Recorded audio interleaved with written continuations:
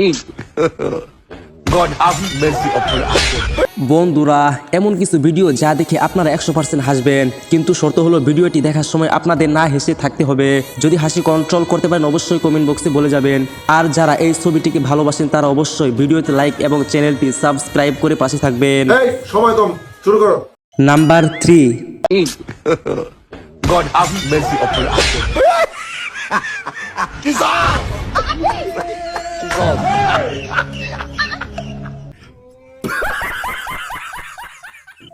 number 2,